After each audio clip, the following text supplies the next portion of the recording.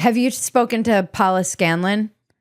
Oh, yes, I have. She was at Yeah. the same conference that Riley and I met at, which was this one in Denver run by Icons, which is women's sport. It's a great organization that's really helping to coordinate efforts all over America to stand up for Title IX, to get college girls able to have college sport and schoolgirls to get school sport. Without always being able to identify into it. Yeah. And so, yeah, I met Paula there too. And I mean, she was talking about, like, it's not just about the losing and the unfairness. It's about the sexual threat The that's posed boundaries. by, yeah, men Yeah. being allowed into the women's changing rooms. Have you listened to her describe, or Riley Gaines describe, what it's like to change into the professional swimsuits? Do you know this? No, I had Paula on recently, but we didn't talk about that.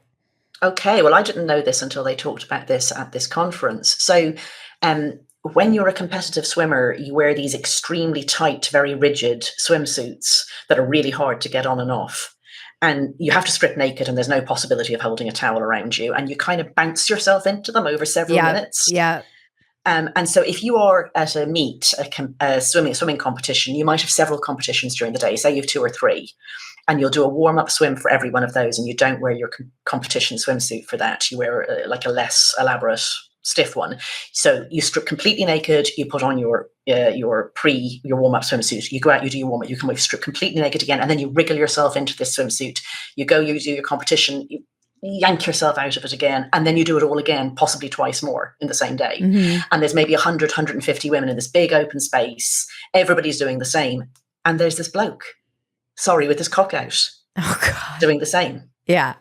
And he did, and they complained, and they were told, she's a woman. That is. And if you complain, we will, you will get dropped from the team. You will be ostracized. You will never get a job. You will never get into another university. I mean, Paul, I think, said that she went and maybe it was she, I think it was she who said it, but somebody at the conference said that they went and changed in a cleaning cupboard themselves.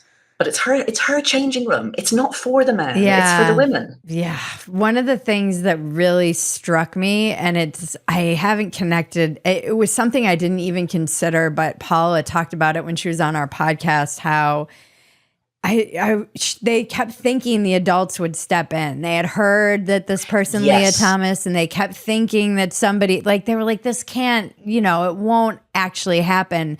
And then, so she was a junior and Leah was a senior, and then COVID hit, and they thought that it would just take care of itself because she was going to be done with school and they would all be seniors and she would have aged out of college. But Leah took a gap year. And so they came back, and the school was like, you should just be happy to be here. You should just be grateful that you're not wearing masks while you're swimming. I mean, the level of gaslighting. And then with COVID, and she was saying, we had been so isolated. We lost a year of competition, and we were just so grateful because there wasn't the pushback that there might have been because of COVID. And I was like, it is like beyond sinister that happened to those girls. And then they tried to make them feel bad. Like, you should just be grateful that you're competing at all because of COVID, as trying to excuse this. It makes me. I mean, it's very like a mugging. You Yeah. know, if you talk to somebody who's been attacked randomly on the street, often the injury might not be that bad. Like, it might just have been a slap or something like that. But they've lost all faith in everyday activities, and they're scared maybe to go out, and they become very, hyper alert and so on, because what you realize is you have up till now thought the world was a safe place, and now it's not.